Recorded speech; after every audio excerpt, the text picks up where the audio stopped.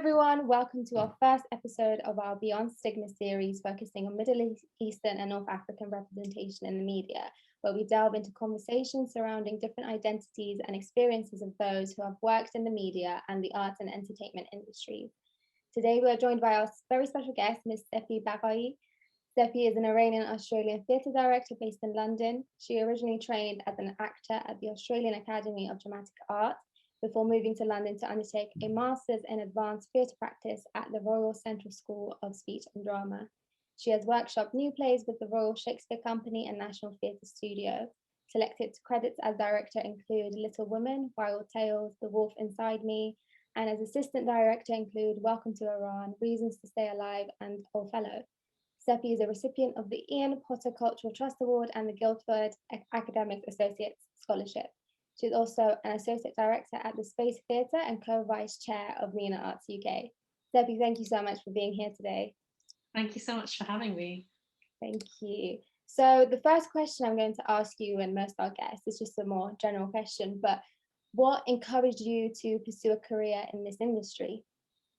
So it's going to sound really cheesy, but actually I was encouraged by my mum, Oh, great. Which is a very unusual, I guess, way of getting into the industry for people from my background. Both my parents are Iranians, so traditionally we end up being lawyers, engineers, doctors, dentists. But I was very lucky in the sense that my family, my mum specifically, really encouraged me to just do whatever made me happy or go for what I enjoyed. Because of my family background, they were refugees, they fled Iran and had absolutely nothing. And I think that sense of wanting to give myself and my older sister as many opportunities as possible sort of meant that they didn't restrict us to the traditional jobs or the traditional ways that Iranian kids should go. So I was very lucky in that sense that I was encouraged, because I grew up in Australia and I had access to a lot of different opportunities and jobs that I could pursue, that I was encouraged to do that. So my mum recognized that I loved drama in high school, and she said, well, why don't you follow that? If that's what you love doing, I can see how happy it makes you, do that. And so, yeah, she encouraged me to pursue further studies in theatre. Oh, wow, that's so interesting, because, you know, how you mentioned you're Iranian, and I completely, because I'm Iranian myself, and I completely understand the whole mindset most people from our culture have of you have to be a doctor, you have to be an engineer, you have to be a lawyer. And I think it's so difficult to sometimes, for kids especially, to encourage their parents to let them go into that kind of industry and that, like in the media and the arts. So I think it's really, really great that your mother encouraged you. Yeah. And I guess going on from that, who would you say are your biggest role models in the industry that you work in? Yeah, this is a really tough question, I think. Growing up, I didn't really see a lot of people like me in TV or film or theatre or even just books, just anything that I was looking at. I didn't see many people that looked like me. But now that I've gotten older and engaging more with film and theatre and TV, I suppose the people who inspire me or who are my role models are the people who are exploring my culture or exploring aspects of my culture. So Shohreh Aghdashlu, for example, an amazing Iranian actress who most commonly known from House of Sand and Fog. That was her first big role. What I love about her is that, yes, she's played Iranian characters, but her profile is so big now that she doesn't just play Iranian characters. She can play any role she wants. And I think that's really inspirational to kind of see myself through her, to kind of go, I don't have to be limited to one thing. I can explore my culture, but I don't have to be limited to that. I could explore any manner of stories that I'm interested in or passionate about. So I think, you know, she's huge now, but she's a real inspiration for seeing ourselves reflected in lots of different stories. And then similarly, I really am inspired by people who use their art for activism. So people who use their art to comment on the world around them or comment on the issues that they're passionate about. So there's a British Iranian theatre maker called Javad Alipour. I've been following his work for a while, and I really love the way that his work is so politically charged, but that's all channeled through the art and all through the work that he's making. So that's sort of something that I want to get into. I really want my work to be very politically active. That's the way that I want to comment on the world. So to see, British Iranian theatre makers like Javad is really, really cool and really inspiring. And yeah. Yeah, that's really, really fascinating. It's so interesting to hear, how, and I completely agree. Like growing up, especially, I felt as if there was never anyone kind of similar to me on TV and movies and theatre. But what you say about, these people that you look up to, that they don't have to always play an Iranian, I think that's so important, because it's often, I don't know, I find this anyway, that when we see some sort of representation of us on TV or movies, it's always, they make the whole storyline about them being Iranian, like that they're never just a normal teenager or a normal like adult. They're always like, I'm an Iranian, I had to flee my country. So I think what you say is really, really important and really interesting, and I completely agree with that. And I guess going off from that, this is a more general, bigger question, but what do you actually think about the current representation of MENA individuals in the media or in the theatre that you work in? Yeah. Well, I guess my big response to that is it could be so much better than what it is. Really only in the past couple of years or so that I've very slowly started to actually see us in theatre or screen. Very, very small helpings of it, but it's starting to happen. But the stories that we have seen about us have often been stereotypes or generalizations, terrorists or oppressed people or people who are struggling. And yes, those things exist. And yes, all people go through them, not just Middle Eastern people. But we haven't really seen the other side of that. Where are the stories of celebration? Where are the stories chronicling our rich culture and all the thousands of years ago and all that sort of culture and celebration, or the beautiful side of that? So I think, yes, unfortunately, the state of the world means that those stories about, extremism and oppression, it's, they're not coming out of nowhere. I recognize what's happening in the world, but I would really like to see that balanced out with the other side, the celebrations, the regular family, the regular Iranian woman who's following her dreams and doing whatever she wants to do, So I think, sadly, it's been a lot of one thing and not so much of the other thing to balance it out. But I can see that it's starting to change. And, I recently, with a few other MENA professionals, started up an organization called MENA Arts UK. And the whole sort of purpose of that is to say, we exist, we are here, we are working in the live and recorded arts industry. So really, there's no excuse to kind of only show one side of us when we are such a rich, diverse group of people with so many different stories to share. So I think perhaps by putting ourselves out there and sort of saying, we are here, we exist, we are part of this organization, hopefully we'll start to see some different stories coming through and we can start to lobby for the change that we want to see. Yeah, 100%. That sounds amazing. And the work that you guys are doing at MENA Arts UK is fascinating. I only came across you guys really recently, but I'm just so blown away by all the talent that are there, all the actors and performers and directors on there. And it just shows how much talent there is out there from this region and how much they have to offer. And, I think it's really great what you say about that.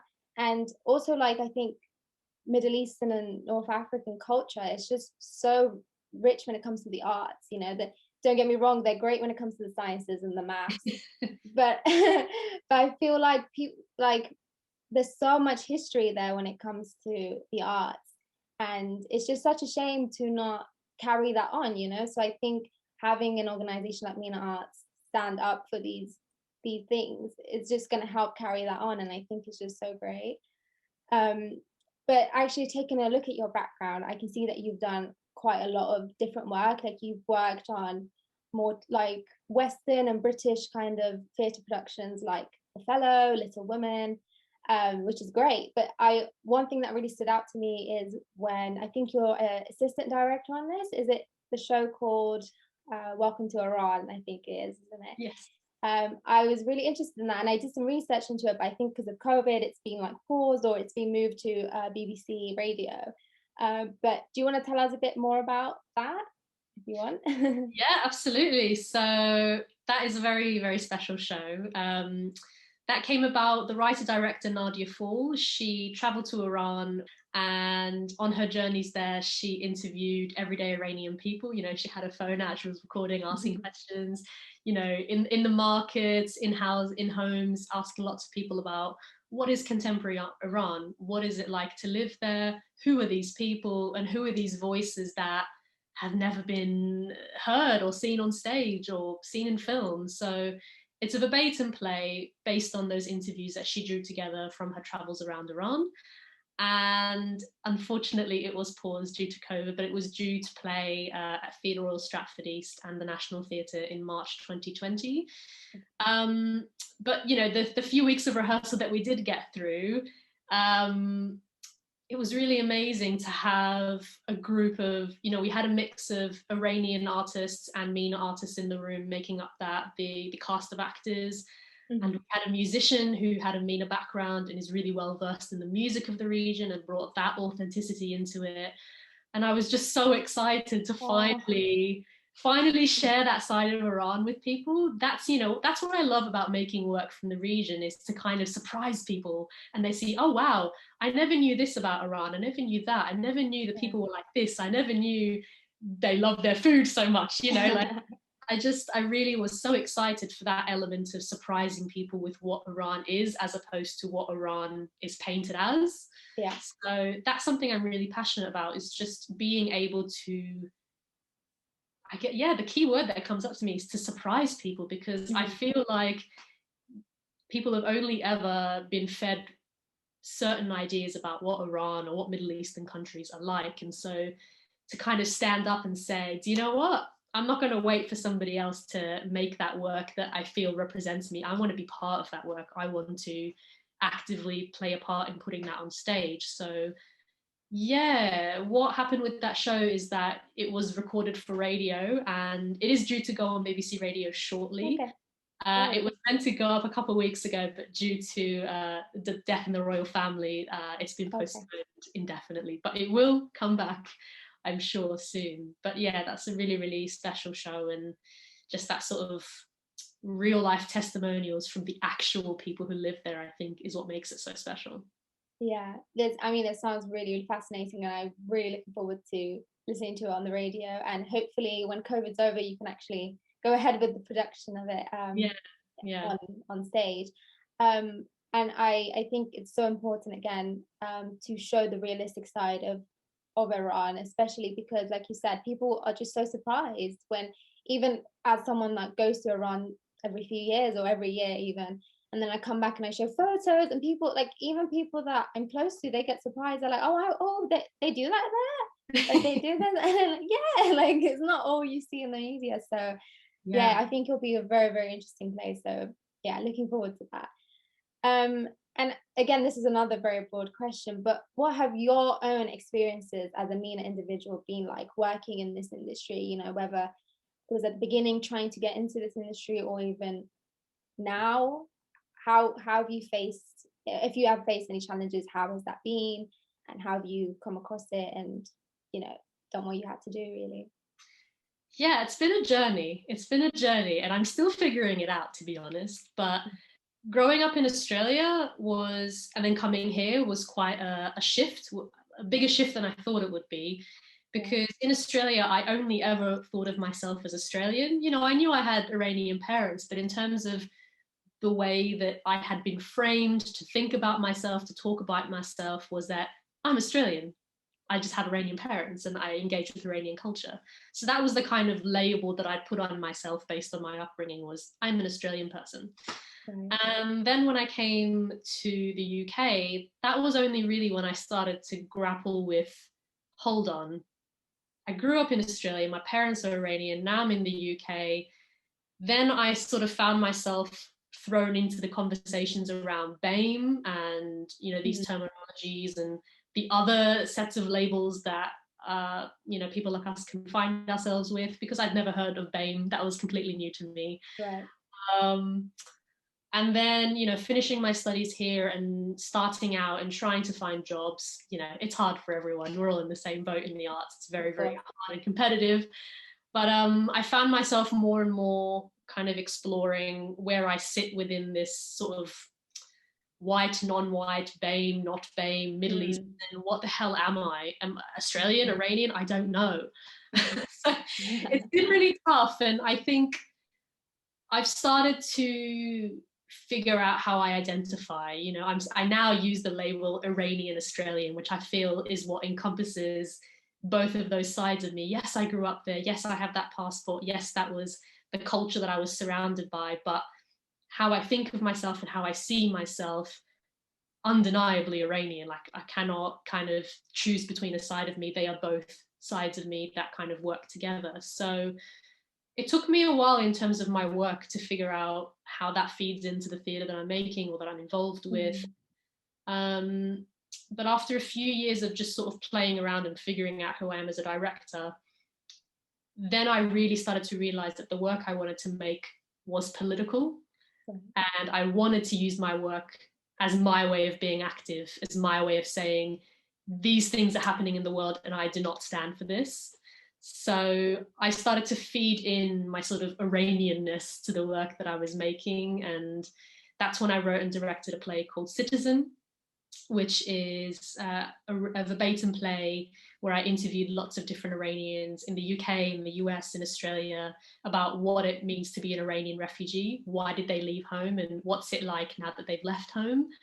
And even though that was a play on the fringe, which had absolutely no money behind it, it was very much self-produced, I would say that's my proudest achievement as a theatre maker, because that's when I really started to discover who I am and what it is I want to say through my work. And that is, you know, politically charged, talking about the world we're living in right now, today, through my unique lens as an Iranian, as a woman, as an Australian, and as a migrant to the UK as well. So yeah, it's been a journey, and I think I'm still figuring it out about who I am and what I say, but I have a stronger sense of, you know, my art and how I channel my views into my art, and the work that I make has to be about the here and now and the things that only I can talk about, because I'm not someone who waits for somebody else to do the work. I do the work and I put it out there because it's living inside me and I need to let it out.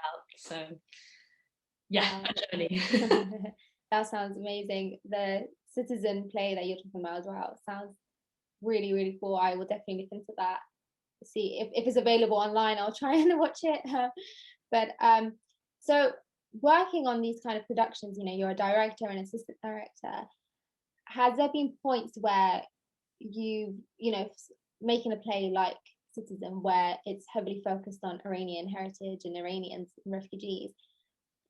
I know you said it was mostly produced by yourself. Do you think it's very difficult to try and make a play with better funding and, you know, have loads of people involved when it's about people from the MENA region? Or do you think it's getting better and you are able to produce something like that now?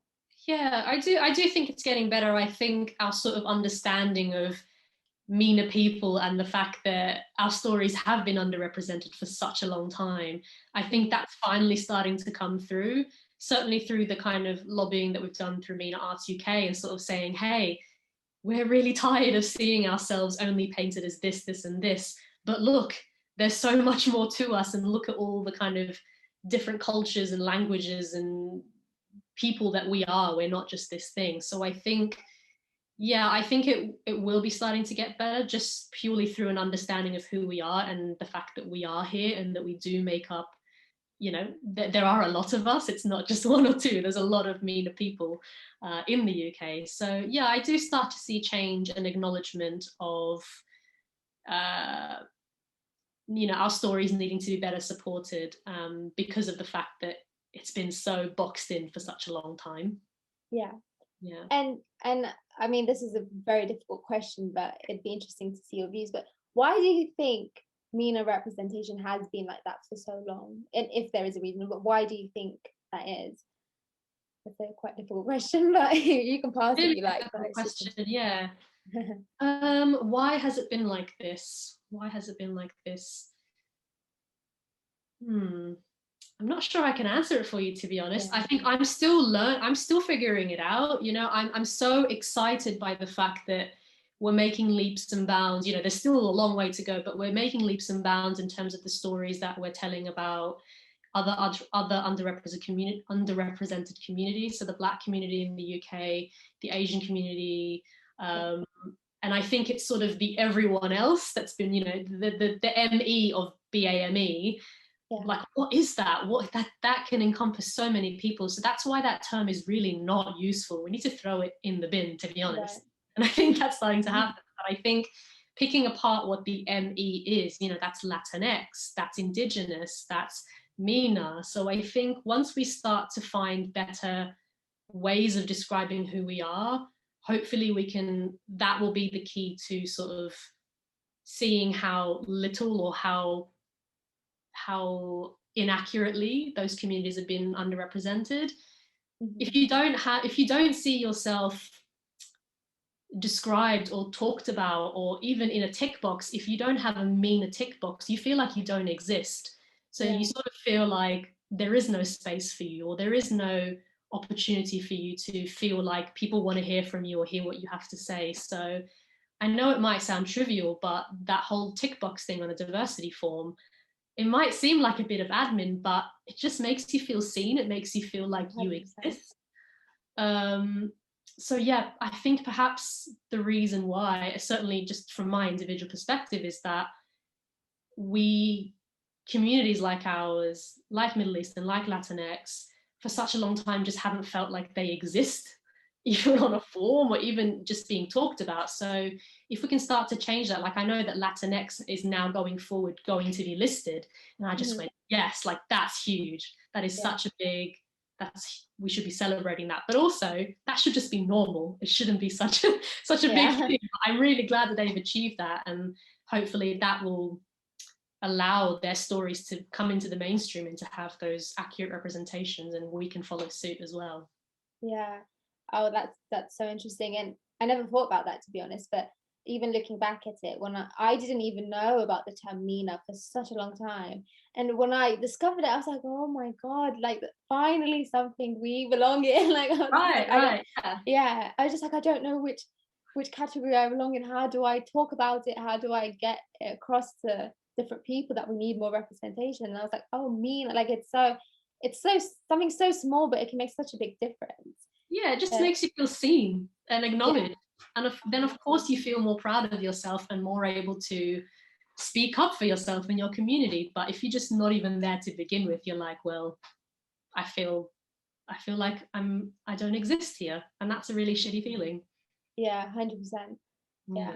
And it's like, even with the ethnicity boxes that you were talking about, like there's not really a lot for MENA individuals either. When you think about it, it's always British, other British, or it's always other.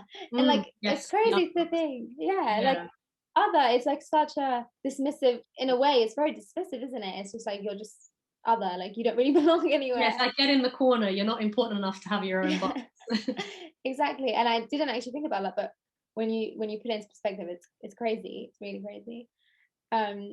So this is another question. So I know you're obviously a director, and you know, when you think about the term director, you think, okay, that's a big responsibility, big role.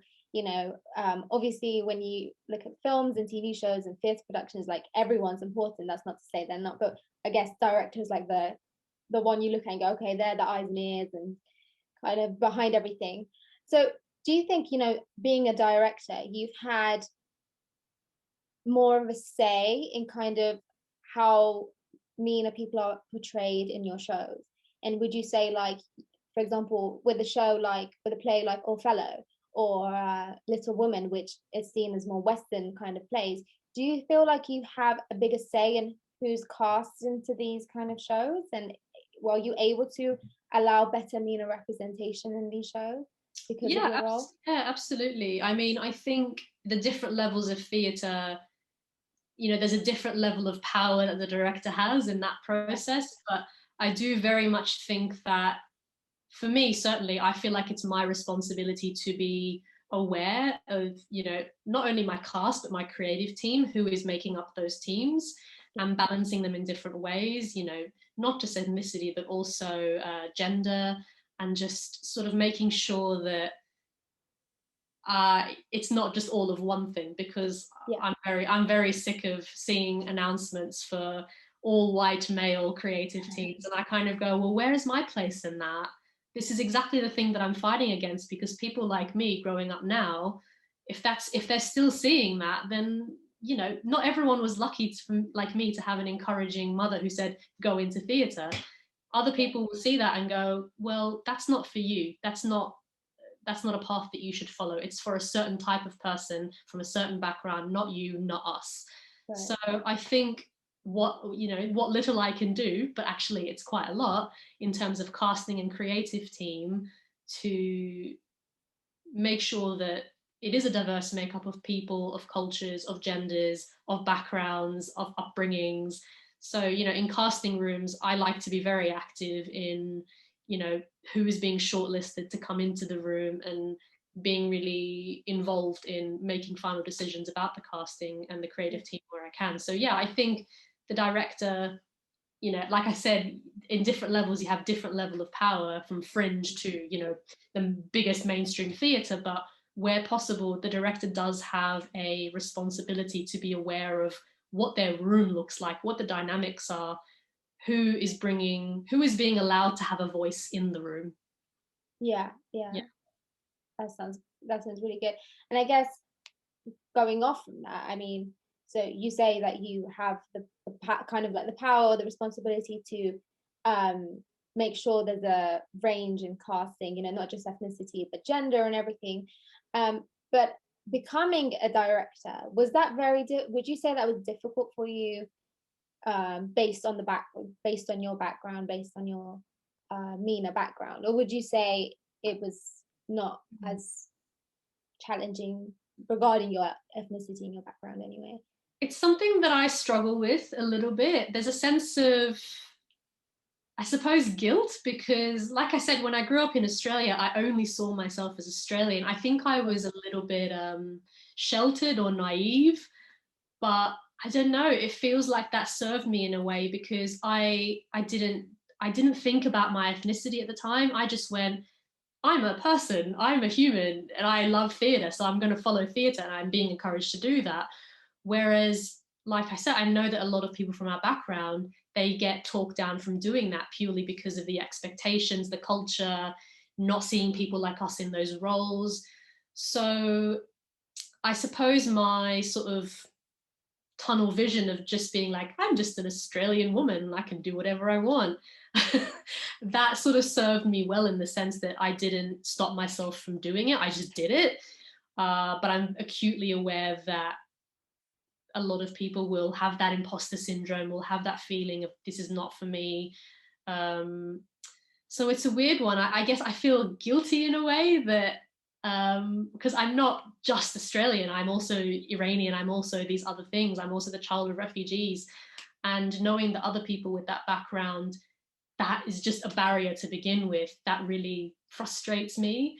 So I suppose that's a part of my work going forward, certainly with MENA Arts UK, is to kind of go, how can we stop ethnicity, how can we stop gender, how can we stop the privilege that you do or don't have get in the way of you pursuing that career. So yeah, it's a weird one. I'm really glad that I didn't let those things get in my head or get in my way, but I'm very aware that for other people they do.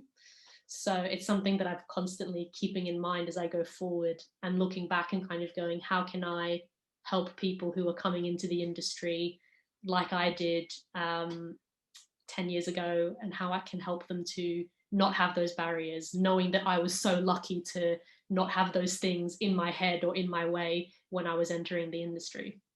Yeah, I don't think, yeah, you shouldn't feel guilty, because if anything, I think it's good to have the mindset of, you know, kind of using the, you know, obviously you're Australian Iranian, but when you were thinking like, I'm Australian, you kind of use the privilege of being Australian, being more like westernized, to get into this industry. And if more people kind of use that as a benefit, like get into the industry, but then do what you're doing, where you're making sure, you know, you're working on projects which have fair representation of MENA individuals, and using your voice and using your platform. I think that's really, really great, because it encourages more people to, because if you have someone to look up to in this industry that's from a similar background to you, you're more likely to take that first step and have the courage to go forward and do these kind of things. So I think what you're doing is great, and it's definitely like an opening doors for people from these backgrounds. But actually, the thing you say about, you know, how you feel happy that obviously your mother was very happy, was okay with you going into this industry, whereas, you know, a lot of people from our backgrounds come from families, and, you know, our culture is very like pretty much against these kind of, you know, industries and these jobs, unfortunately. Do you think that that's one of the reasons why MENA representation is often so negative and so poorly portrayed in a lot of, not in everything obviously, but in a lot of TV shows and a lot of movies, because simply because there's not as many people coming into it in the first place? Or do you think actually no, there is a lot of people, it's just that they need that extra push to start, you know, to have that platform and be given that opportunity? Well, we're definitely here. I think Yeah. In the past year, getting to know, you know, all the people who've signed up to MENA Arts UK, there's over 200 people. I was like, okay, we're definitely here. We're definitely working. We're doing our thing. We exist. Yeah. I think for me, a lot of why we haven't been able to push through, or we've found it hard to kind of be in those positions of power or have the leading roles or whatever it is it comes to the gatekeepers, it comes to the people who are commissioning the work, whether it's theatre companies, film companies, and this sense of needing to tell the story that they think will sell about the region. The work that comes out centers on war, it centers on, you know, if it's celebratory, it's about a Middle Eastern person who follows her dreams. It's like, well, yes, everyone can follow their dreams. Why does it have to be about a Middle Eastern person struggling with their Middle Easternness and overcoming their Middle Easternness to reach their dream? Like, why can't it just be a Middle Eastern actor who plays an everyday person? We don't reference their ethnicity and then they follow their dream. Like, why does their culture have to be the barrier to them reaching whatever they want to? So I think it's about the stories that are being commissioned. We need to have a really good hard look at what those are and what they have been so far. You know, going back to what I said earlier about celebrating the region instead of just looking at the negative things or the things that we struggle with, because we know about the struggles, we know what's going wrong, but we don't get to see the other side. We don't get to see the good, the celebratory, the hopeful, all of that. And yeah, I find it really hard to not see people like me in the roles that I would like to take on. You know, I would like to be an artistic director further down the line. And if I think of people who inspire me, who look like me, who have experienced what my family have experienced, there is no one for me to look up to in those positions. So what keeps me going is, you know, maybe I can be that person that, you know, another version of me in 10 years' time can look up to. Because yeah, it's just so lacking in terms of artistic directors, in terms of producers, in terms of, you know, other directors. I can only think of 2 other directors who are Iranian, which is brilliant, but they're both men.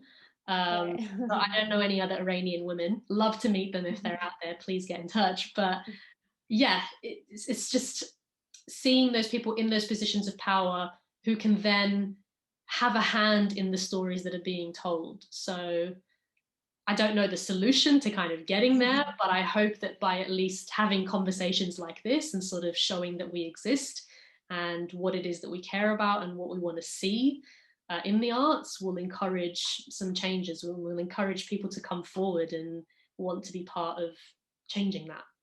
Yeah, 100%. Like, I agree, 100%. That's really, you put it really nicely. And so you are co-vice chair of MENA Arts UK, and I know we've kind of talked about it already, but kind of what sort of work have you been doing at MENA Arts UK to help bring all this to life and make it better in terms of representation? Yeah, a few things. So we officially launched in December 2020.